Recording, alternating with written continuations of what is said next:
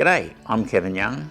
I'm Australia's most successful property investor, but I started out poor, and I'm constantly being asked, how do you do it? How do you get there? You ask me, I'll give you the solutions. Between us, we'll make you wealthy. Can you please explain how land tax works?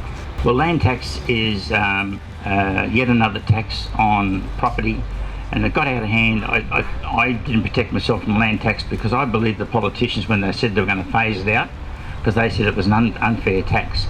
So I didn't protect myself. So once you get over, and each of the different states have different thresholds, but in Queensland it's say it's $600,000 of land value.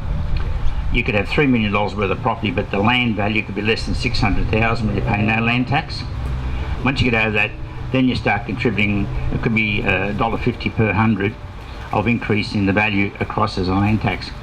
And in Queensland they send you a bill, and I think the rest of the places around Australia you've got to keep that yourself, and in Sydney they'll hit you by surprise that you've passed their limit, and then they hit you with the tax back.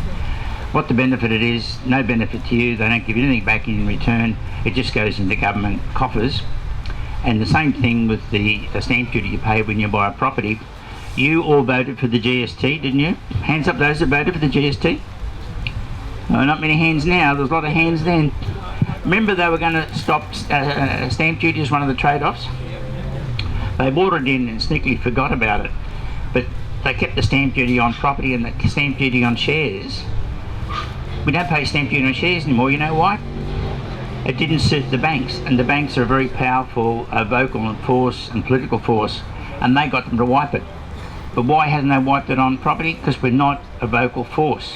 So I said to Pat, we've really got to start a political party that represents people who own property, because we've been victimised with land tax, sales tax, stamp duty,